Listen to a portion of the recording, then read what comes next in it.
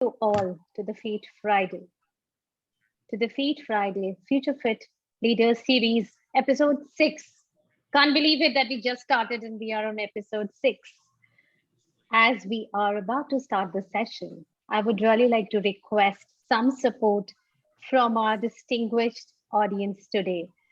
Kindly switch off your microphones, if possible, your cameras, and kindly put off the microphones on mute and switch off your cameras. This is actually required to make it a well organized and a well recorded session.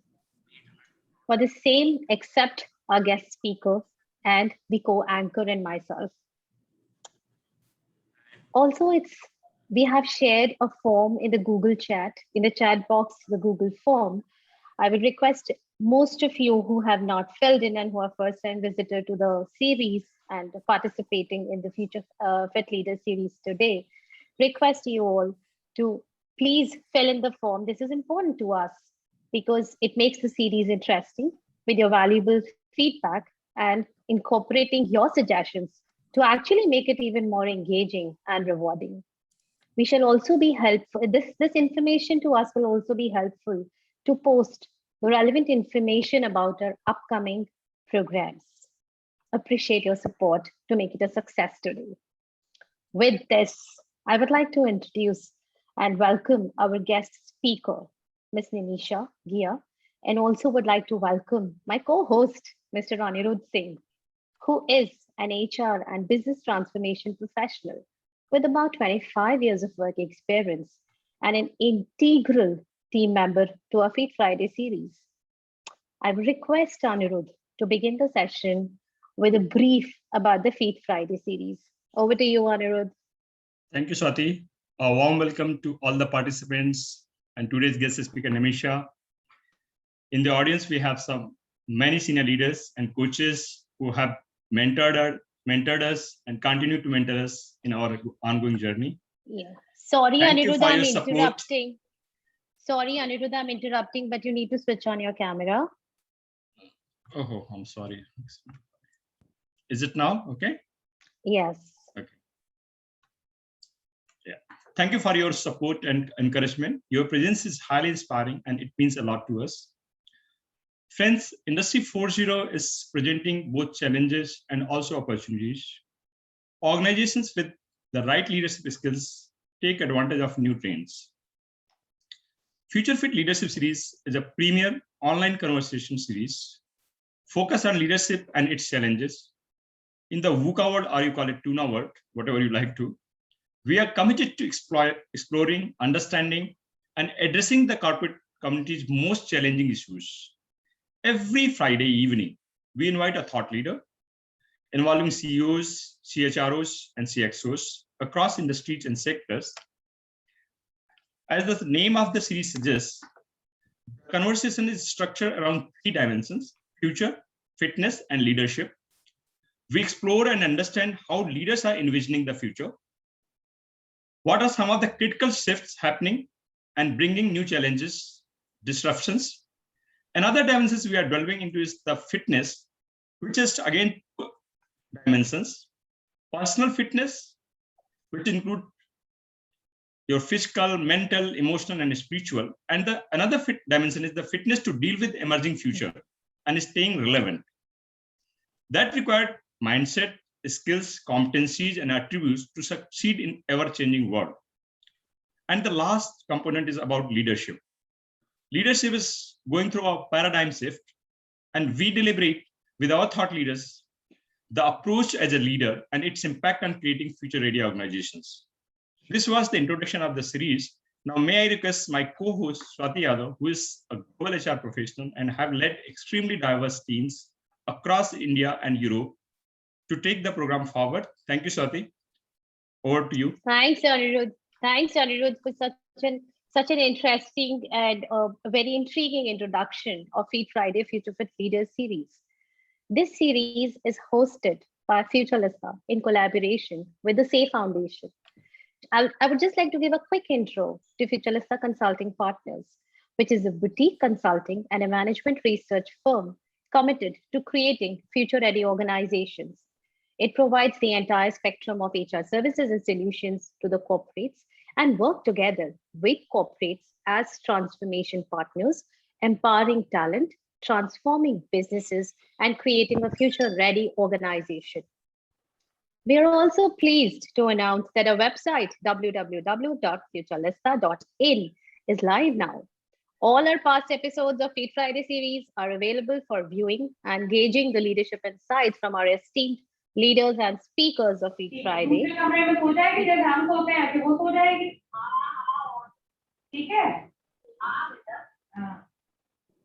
Sorry for the interruption. Can I request all of you to please put your microphones on mute, except Nimisha, Anirudh, and me. Thank you. We are pleased to announce our website, www.futurelista.in, is live now.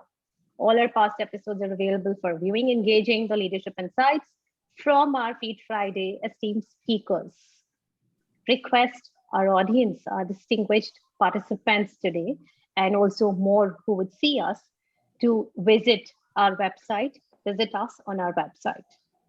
FutureLista is working with a social impact. It's very important for a business to work or lead as a social impact by collaborating with the SAFE Foundation, which is a not-for-profit organization. The SAFE Foundation aims to create an inclusive ecosystem for persons with disabilities to enable them become productive contributors of the society by use of assistive technology and artificial intelligence tools. Now it's time, after the introduction, to grab a nicely brewed coffee. And for those who are tea lovers, please feel free to have a blended tea. And let's get on the conversation. Great, Anirudh. And let's get on the conversation with our esteemed speaker of the day, Ms. Nimisha Ghia. Welcome, Nimisha, once again to the Feed Friday series. Amidst the busyness and the exigencies at your end, you could make it. Thank you very much. We express all our gratitude and thanks to you for being a part of the Feed Friday series today. Nimisha is the Chief Executive Officer, Domestic Retail Business, Wellspun India Limited. A proficient leader with a rich background in consumer-facing roles and brands, she plays an instrumental role in designing and implementing the brand's growth trajectory in line with the domestic business vision. Nimisha comes with a diverse experience of almost 2 decades across e-commerce, FMCG, and telecom sectors.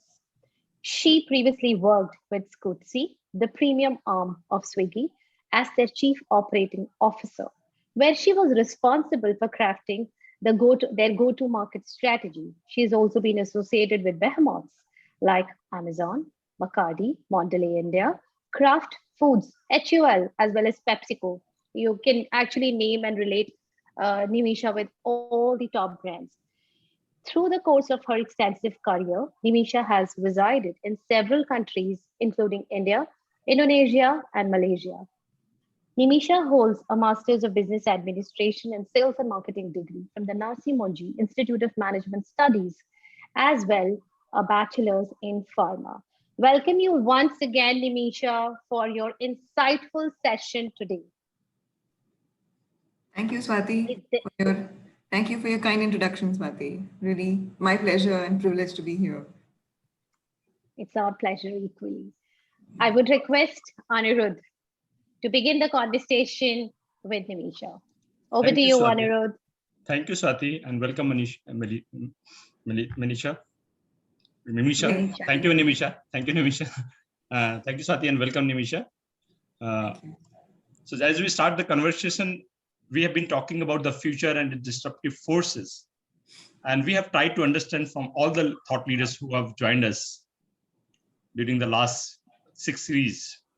And we'd like to understand from you that what are the wave of disruptive influences which are forcing organizations to change the way of doing business, model, dealing with employees, customer, and society at large. So this is the first thing we'd like to understand from you. Thank you. Over to you, Nimisha. Yeah, Anirudh. No, I think very practically speaking, business and ways of doing business have changed. We really don't know whether this change is, going to be the real world going forward or not. But I think there are a few things that this change caused by the pandemic is really teaching us. One is that, brands need to be ensuring that they are present everywhere. If you today look at India, there are certain brands which have a very, very strong presence only in the online world. And then there are certain brands which, have always been in the offline world and have been strong over there. And I see literally, the future where consumers, will totally get confused because, they see a brand. The basic thing that one needs to ensure is that a brand needs to have a consistent imagery across all channels, which is, I think, the disruption today that needs to be made uniformized, or that needs to be made, made harmonious, for lack of a better word. So I think that's the first change that, we will see business, having, which is the emergence of not just e-commerce, which is very often spoken about, but the emergence of a harmonious and consistent imagery, across all channels, Anirudh. The change is the new step. Typically, a marketing funnel is into awareness, consideration, and then conversion, right? That's been what has been said in every book. But I think that the change, that is happening is a fourth step is getting introduced even before awareness, which is that of, search.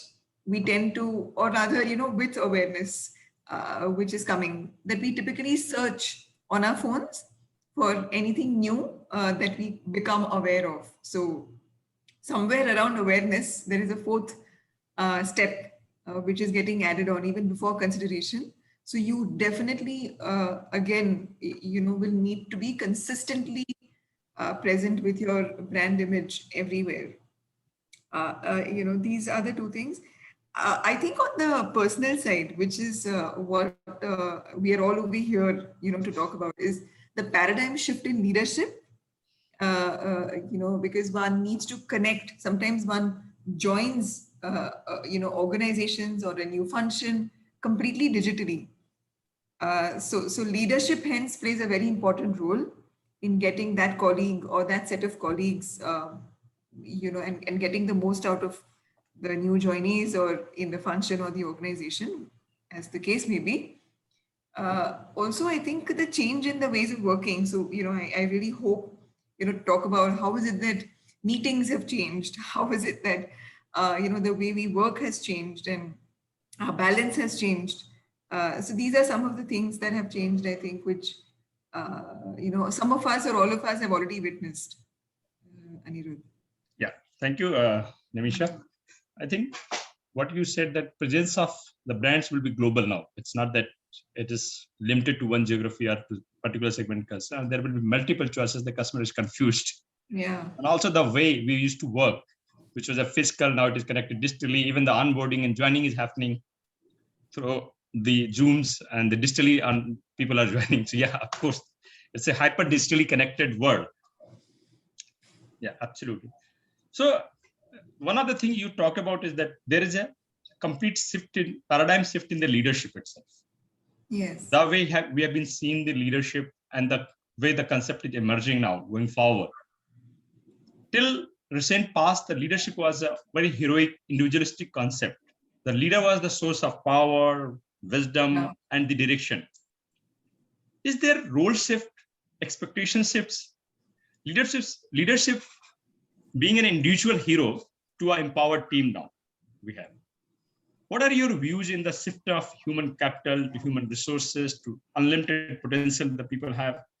What would the mindset enabling, nurturing, developing, and blossoming of employees? How it is complete concept is evolving around the leadership and caring, developing, and blossoming the employees. Would like to understand from you and your experiences. Yes. Yeah. I try and explain it to you, the change that has happened.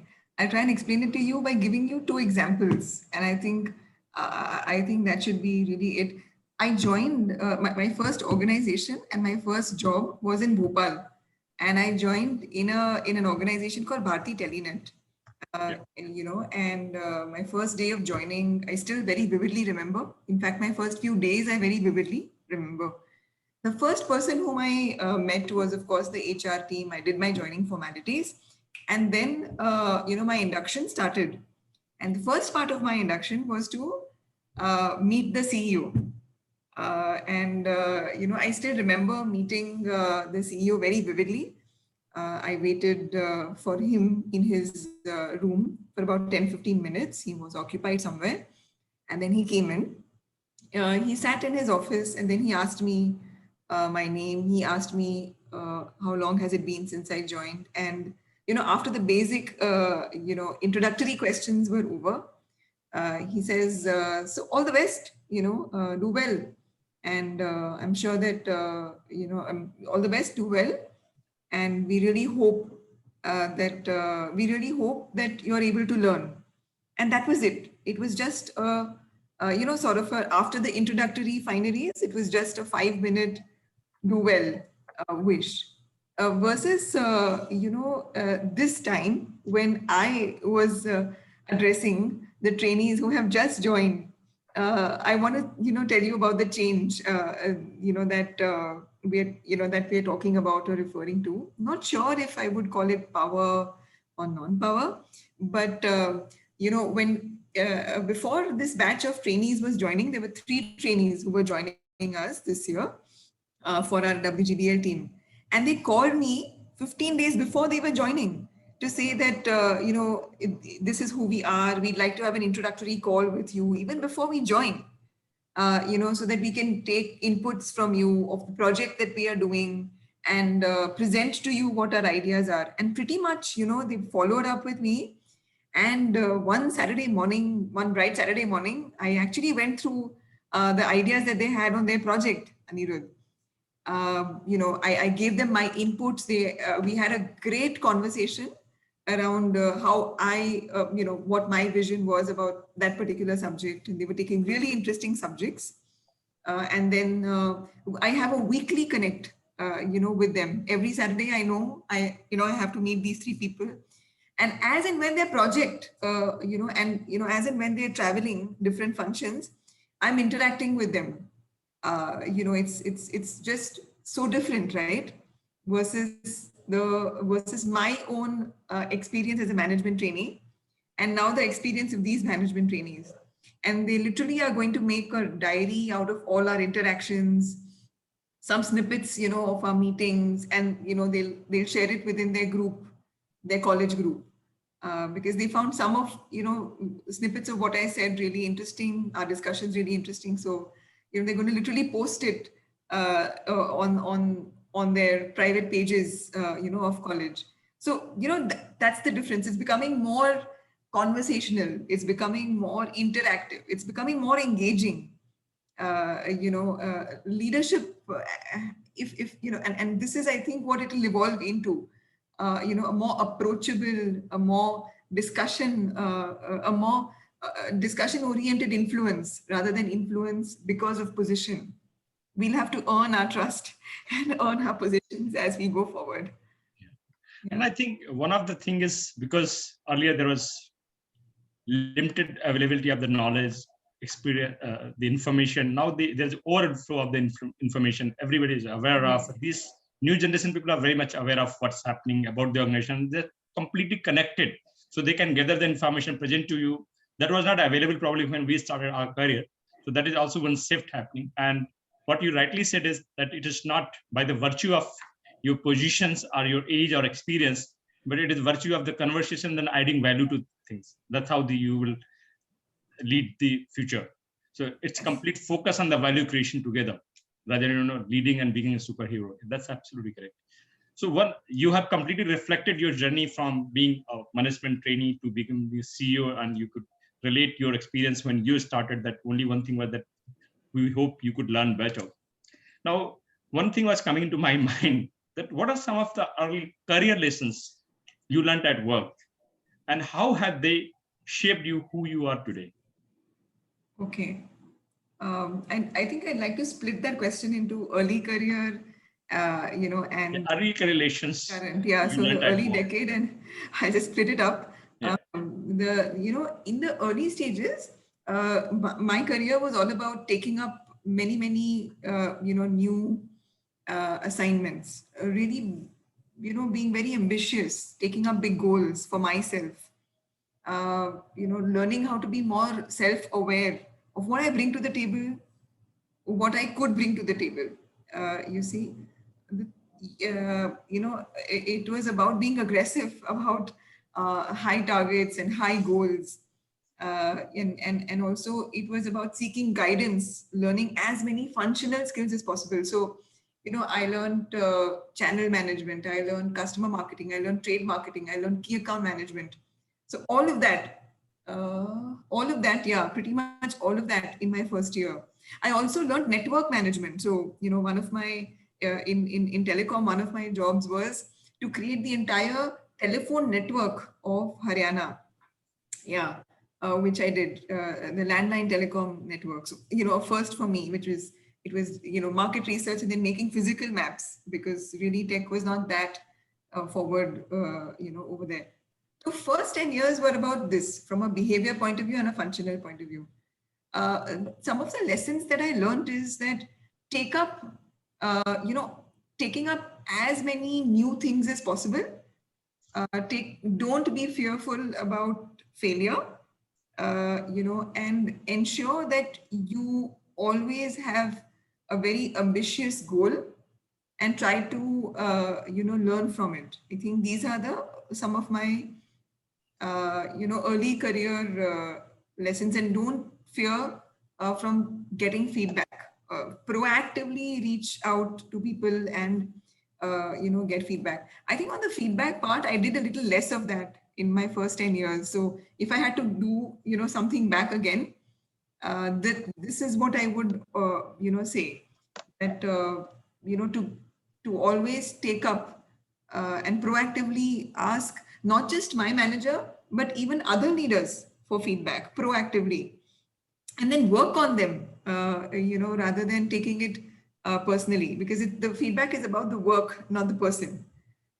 You know, so I think that wisdom came to me a little later. So that is the wisdom that came to me in the second half of my career, or rather the second decade of my career. And I really hope to continue to work as long as I live, because it really gives me the courage that, and you know, and the feeling and the satisfaction and joy of giving back what I've got in my earlier career days.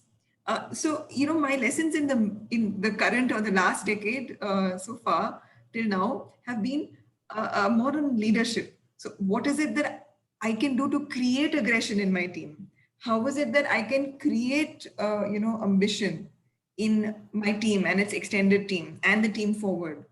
What is it that I can do to inspire every single person to come to work, you know, every day with a big goal in their mind?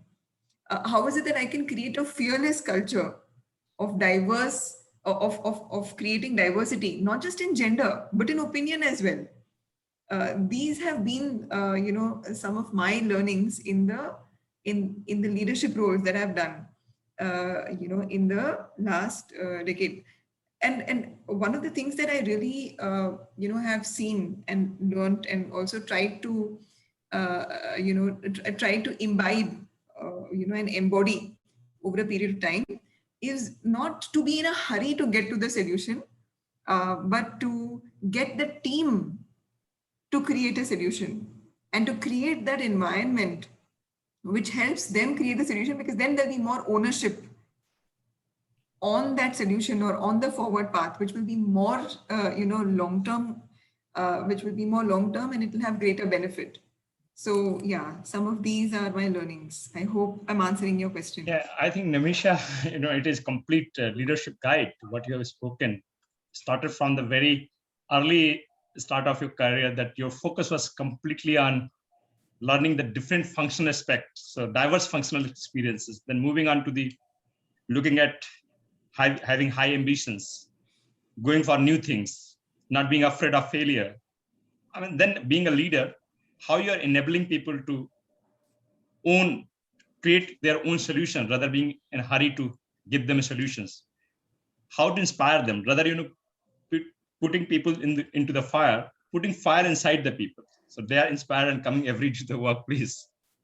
So, I mean, that's how, what is the expectation from a leader is that they are not in a hurry to provide solutions. I liked it, that not to be in a hurry to provide solutions, but help them team create an environment where they themselves find out the solutions. And because that they will own. And I think these are some of the mantra, and I'm sure are very, very helpful to all of us. And especially I have learned a lot of wise principles from you on this. Thank you, Nimisha. And I request Swati to take the program forward and interact with you. Thank you. Thank you, Anirudh. Yes. Great listening to you, Nimisha, and to you, Anirudh, actually. The conversation has been on a very high energy, and I hope I would do justice taking it forward.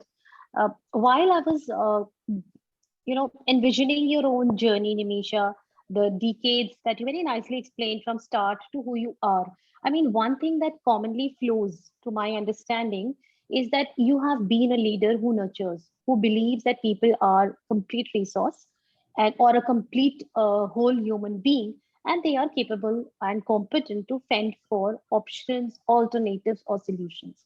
So I think that's something which is very nicely articulated throughout the conversation, whether you were a trainee, you joined in to the place where you belong to now as the chief executive officer. I think fabulous journey and fabulous knowledge that you have been sharing with us. Plus, the other aspect of you being so people oriented is actually it's very catchy for us as HR professionals to see the CEOs being so focused to nurture and develop the people rather than just exploit or optimize them as resource or capital, etc., the names that we see. Then the third thing that you were sharing about is change, which is inevitable, and there is so much that's happening. I mean, from where we started, we ourselves now becoming so tech savvy and so much digitally, it's the need of the hour. I think we can't just say that we don't know. We have to learn, we have to be relevant. I think from that point of view, I'm really curious to know that there is so much happening. You've worked in various sectors, and all sectors are undergoing a lot of change. It's like somewhere that noise is around us, that machines are replacing humans, not only for repetitive work, but they're also actually facilitating the decision making process. How do you think this would lead to a changing landscape of decision making, and how the role of artificial intelligence will impact the leading with EQ? It's a very latest term called artificial intelligence with emotions. Really very eager to know your views on it, Nimisha. Well, I feel that, the answer is relatively simple. We as people are, we are all accumulation of all of our past experiences, all our learnings, and, everything put together into one. So honestly speaking, when we really make a decision, we think it is logical, but it's really backed with a lot of subconscious learnings and experiences. You may take any example, of any recent example in your life of even a decision about something at home, pretty small that you've taken. It's really not exactly logical. So, and I think those and some of those decisions are what have, what has taken us as a human community forward and more forward. Hence, I feel that, machine learning and machines or artificial intelligence are here to be able to input us with information, but to create insights out of that information is something that we only can uniquely do, and really take a very informed call and a very informed decision, about the future. So I really think that these are, any kind of technology enablement shall always be to the benefit of us and our community, by enabling us, by empowering us, by really jumpstarting and maybe accelerating us forward, but not really replace us. Very true. Very rightly said. that we are here to stay and the machines would be actually helping us. I mean, very simplistically, that you just related or correlated a simple kind of any purchase also that we do. You know, there's so much that we do a search. As you said, the 4 points in change. The first starts with search, and then we go to the awareness, or we kind of change the gears and say whether we are aware, and then we search more, and then we get more aware. So it's the same way that this kind of an information overload actually also boils down to the idea that we have to be really curious to know, but how much can we absorb? There is a limit to us, and we also should be very, very specific to see what we want to see and also what we should. Not that, it's just a bubble of information and we are hovering around. Very explicitly, you said that, I mean, I really agree to your views that AI, they are very useful for us to be informed decision makers. And this is a very facilitated tool. I'm sure in your current role, you must be using a lot of it because the consumer preferences, the consumer driven market. I think that's very beautifully captured through these tools. So great. My last but not the least important point or important area that I really want you to help us throw further light is that the business context has shaped a growing need to recognize the contribution that values, empathy, consciousness, authenticity, adaptability, and trust they make in fostering effective leadership. We would really like to understand from you what has been your role, what has been the role of your values in your success as a leader. Yeah, I think, to tell you the truth, values are really the framework within which, we operate. Be it any new organization, be it an existing organization that you join, be it a new function, a new role, one can always, know nothing about an organization on the first day, or know nothing about the function, or know nothing about that role on the very first day, right? That feeling of, I don't know anything, but I'm here to learn. Hmm. This is a new place and I want to make the best of it. Whilst that feeling, exists in our minds, but what guides us or what gives us the framework is our values. So it's really as basic as that even beyond business principles, even beyond functional, expertise, I think what one has, and not just wisdom, I'd say the wealth that we have is our values. And really these values are imbibed, not just through work, and not just by the code of ethics or the principles at work, but even the principles and values that we've learned from our parents, and from our friends and from our experiences. So that's why they say that education is not just about learning those subjects, but it's about learning the lessons of life. And so I think that's the importance that values play. And values also act as a differentiator between an outstanding performer sometimes, and performer who's just about an outstanding performer. So it can literally be that differentiator, in decision making and in people. That's what I think, Swati. Very fair. I think the one thing that comes to my mind when we are talking about values is that typical iceberg diagram that we've been talking always about. Learning since the time we've been into college, that how important are the values, the guiding principles, and how important or how they govern our behavior, which actually translates into the actions. And as you rightly coined, that these are very critical. I think in today's era, when we are going through such a turbulent time, or such a different and unbeknown. We never knew this would happen to us, and we would be subjected to such an unprecedented times. At this point, when the thing that actually helps us to somewhat pave our way is, I think, something very intrinsic, that is our own values, our own core values. We belong to the organization. We understand that there is a match to the values. We then perform, and that's, I think, one of the very rightly that you pointed out or point that this is one of the ways to succeed as a leader. So great going, Nimisha. And I see that we are quite on time today. I would still have few questions to put you on a little bit of a hot seat, if that's okay with you. Yes, that's fine. Great. Great. So I would just have a real rapid fire round with you, maybe about 10 or 11 questions. And the intuitively that you have to answer, you feel like answering, please answer. We'll try Okay, to wrap it up in about 5, 7 minutes, at max 10 minutes.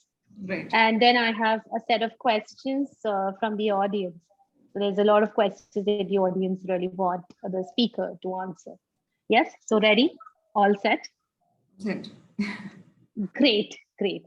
My first question: how would you define a fit leader in one word? I think a fit leader is more self-aware about both, the physical world, the philosophical world, and of course the business world. So self-aware. Hmm. Great. Name 3 top habits of a future fit leader. All right. I think one is always be humble, always be approachable, and always I think always imbibe situational leadership. There's no one style of leadership, so it's about adaptable leadership that I feel will do the trick. Hmm. Yeah. Hmm. Great. How have you been engaging in continued professional development throughout your journey? Yes, I think number one is that I must tell you that I self-assess myself. I self-reflect upon myself very regularly, so that I'm able to understand what I could do better in the next week, even the next day. I do take out time to, do this reflection both personally and professionally. I take feedback very regularly, and I do try to action upon it by adopting a different approach. It could be just a slight tweak, but I do a little bit of experimentation in the realm that I can to really know and see where I'm going. I always focus on the learning cycle, rather than the number of years of experience. uh, it does not matter that you've spent 15 years or 5 years in a certain role, but it's about how many learnings and how many learning cycles, how much really have you been able to change, influence, impact. That counts, even if you've spent about 6 months to 1 year in that particular role. So I focus on that. I focus on really, doing diverse roles in my career so far. I've studied pharmacy, but I'm selling home solutions. So really, there's one always should, be open to doing diverse profiles, diverse work in life, both personally and professionally. I do a lot of networking, Swati, and I do uh, ensure that I, connect with people from diverse industries, proactively, to be able to learn from them and to be able to effectively manage and maneuver through the new challenges that come my way. And I do read occasionally. I saw one question in the chat box. Currently, I want to say that I'm really proud to have known about the book called The Catalyst by Mr. Molly. Mr. Molly, has been a great leader to us in Cadbury for the people who know us. But his learnings are something that are captured in the book very, very well, and some of which I'm already quoting because I do internalize and also action it. Yeah, that's a little longer than a rapid fire, but that was it. No, So no, it's very important and very interesting the way you have shared the approach. It's very logical and very authentic. Thank you so much. My fourth question: average time in a week you devote for physical exercise. I dedicate early mornings to myself to meditate and to exercise. I'm almost finished by 6 a.m. In fact, so I really Okay. for to do my own routine because I'm sure that nobody will disturb me that time. I'm an early to bed and early to rise person. I dedicate almost about 45 minutes every day to exercising, to fitness of various I sometimes cycle, I sometimes walk, I sometimes train with my trainer. Okay, interesting. Yes. What is your mantra for relaxation? Spending time with my folks, taking them down for a little walk relaxes me. Watching a movie with them relaxes me. Playing with my nieces, even if it is a video call on the phone, really relaxes. People relaxes me. If I know that these are tragic times, and I think the best that we is dedicate every minute, every free minute that we have towards helping people find an oxygen, something relating to COVID supplies, or even just helping people who maybe need emotional support during these tough times. So these are the things that actually relax me. Nice to know. Yes. Good leadership is a collective achievement. What's the role of your family, friends, colleagues in your success?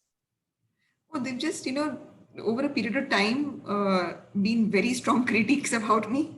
And I think I'm really happy that I have some very, open and frank discussions, if I might say, with some of my friends, some of my colleagues, and of course, some of my very close, MBA classmates, and of course, my mother.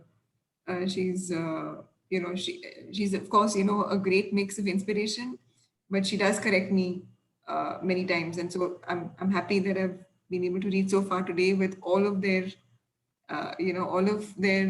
feedback, and all of their discussions with me. You've got a lot of diverse experience.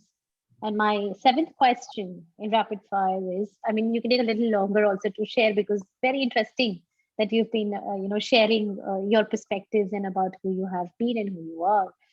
Did you have headwinds when you tried to get diverse experiences? Yes, I did. So that was the first one that I had was that I wouldn't be getting a sales role when a lot of my classmates were getting sales roles. I actually had to change organizations just to get a sales experience. The other headwind was about changing industries. I was there. There were questions asked whether I'll be able to do FMCG in Frito-Lay because I'd never had FMCG experience. So again, that was another headwind. I had huge headwinds, like I said, to earn leadership positions in my organizations, which I eventually did. And headwinds just, do continue. It's just the nature of them that change. But I think if we have a method to be able to address them, and if we proactively, think about the challenges that we're going to face, we are much more fearless in being able to, take them head on and address them. Yeah. Great. Boundary, my next one is boundary between your work and personal life is paramount. How do you ensure the right balance, especially when, in the times of today, the physical distance between the two is almost blurred or minimized?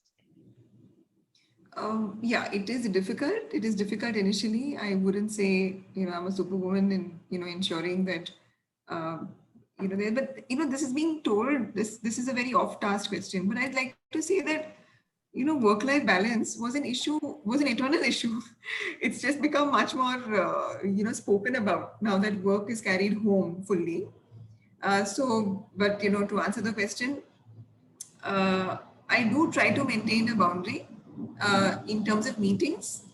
What I do is that uh, rather than myself, what I try to do is that I proactively tell people that they can log off the meeting if at all their part of the work is done, unless they want to stay back. So by ensuring that I take care of their time, they take care of my time, and never really ask me for time beyond let's say 7:30.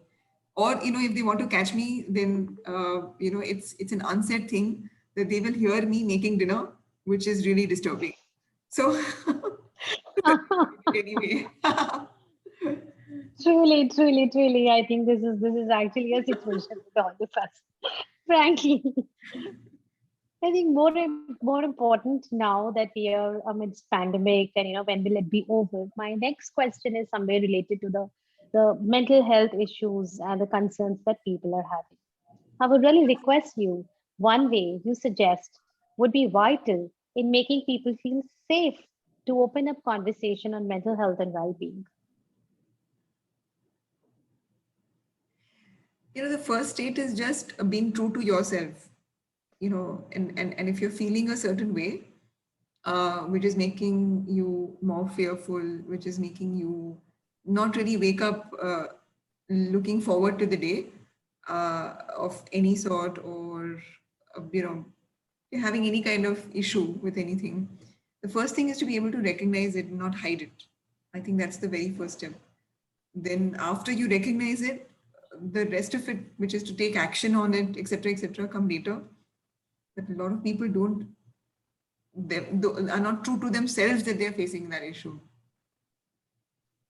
True. I think most important is that the stigma about what's happening around has to go, and they should Yes. feel safe to Yes, open yes. up, So that's, I think, very, very important. And especially in our country where there are a lot of stigmas appended to it. I have been hearing a lot about, innovation, the way you ask your team or the way you develop your team, I would say, or nurture your team to come up with some solutions.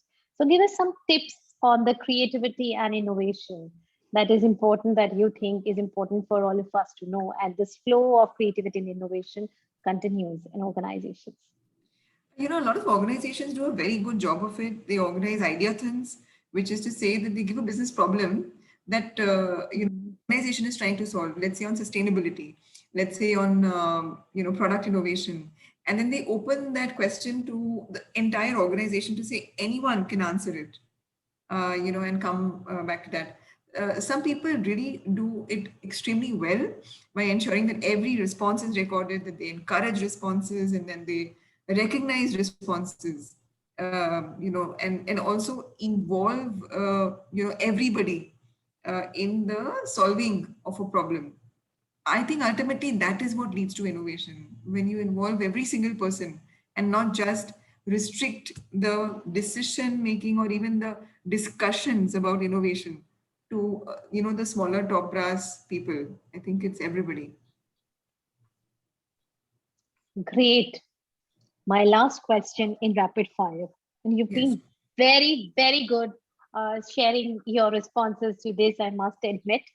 I also know that Anirudh is very much eager to take the questions from the chat box, which we have really been very interesting questions. So the last one for you, Nimisha, how do you manage criticism and failure?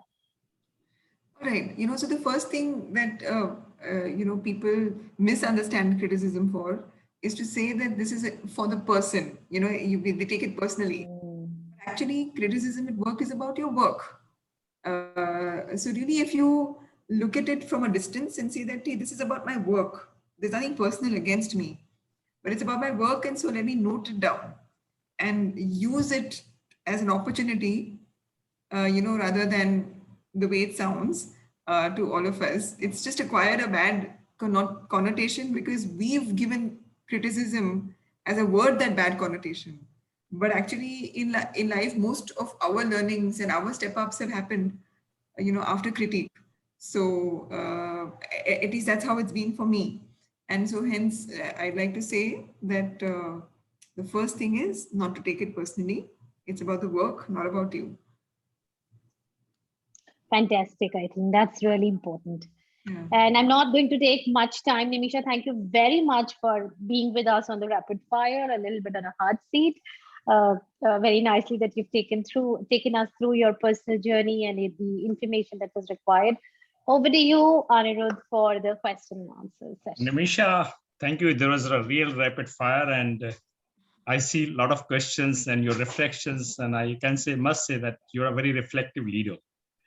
You look back and reflect and see things how they have gone. And I like you completely detach yourself from the criticism. It's not your criticism, but the work criticism. And that's the understanding and the evolution. If we all have a lot of problems, we will solve. So you deserve a big hamper. Thank you. From Swati. Kind words are good enough. So I will There's a very interesting question. I know some of you already have answered, but Ankit Gupta from It's actually, yeah, it's actually been the book written by Chandrasekhar Venkatesh and Molly, which is the catalyst. And he's written that about 4 years ago. It continues to leave an impression on me every time I read it. Um, I think largely, I'd like to say that it's literally like a must read for everybody. I must have gifted many copies of that book to multiple people, and I will continue to do so because it has a deep impact on the way I function, and it's a great guide. and Charu has asked a very interesting question, that there is a concern around EQ, emotional quotient. Yes. Now the AI is being trained to be emotionally competent, having the skills of the human being. Now AI has a really good algorithm now around EQ. So what is your view around this? That's what Charu has asked. Right. Charu, all I'd like to say is that, like I said earlier, also, AI is here to enable us. It's a way to gather, at the most, make data into information, but really to process that information. And the way we humans operate is so complex because we are such we're such an eclectic mixture of our experiences, of the people around us, etc., that it's really, not going to be able to replace, the way we run, the way we operate in our communities. So I do feel that AI should definitely play a role, but it should be there to enable and empower us to ultimately make that information into insights. I hope that answers your question, Charu. So yeah, I've been telling, thank you, Nimisha, that Yeah. the AI would enable us, not eliminate us. Yeah, that's very well put. That's how it is. There's one more interesting question. I think he's the one, Mr. Prasad. I think he's your ex-colleague. So he said that your journey from Bhopal to Welspun. Yes.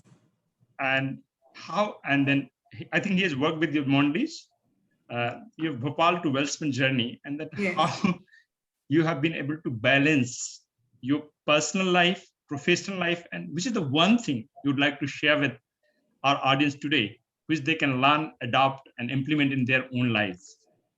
Yes, I think that life has a very deep impact on work, deeper than we think. Typically, for us, work-life balance is about saying that I'll spend more time with my family, than a few hours, and I will spend 5 hours or 7 hours, But actually, work-life balance for me has been about what I've done in my life, which can influence my work.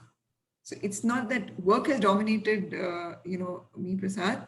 Even whilst I was at Cadbury, I did realize, this as I, went into more mature roles, that it's about learning new things. And so, I've learned a lot of new things other than work from the Cadbury times to now. I've learned Kathak. I've learned swimming when I was 37.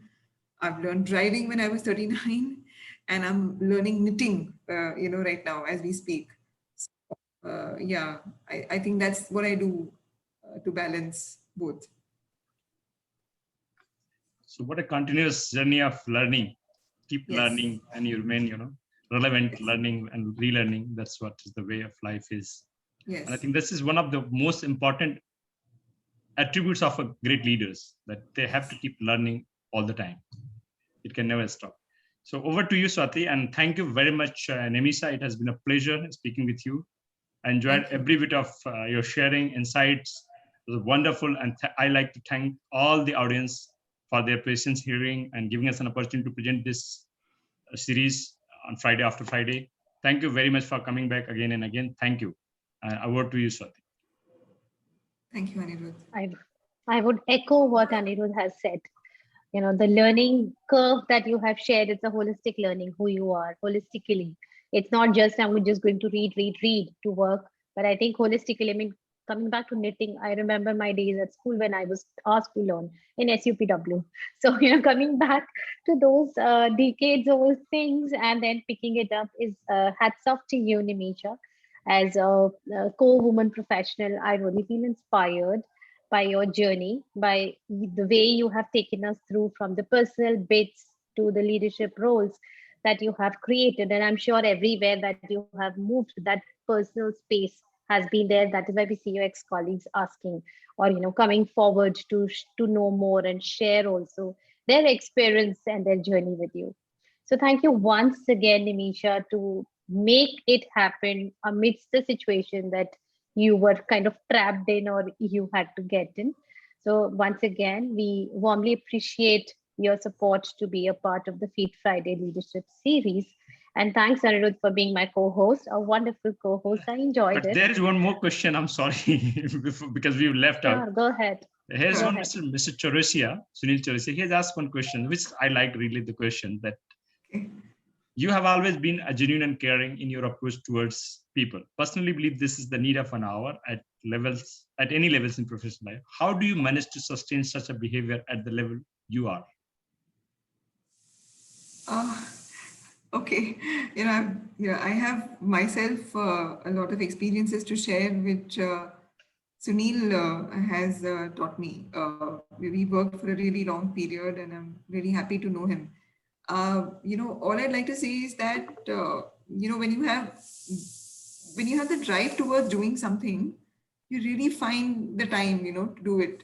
So I guess we all need to find our calling, and then time will take care of itself. So yeah, I think that's where I am.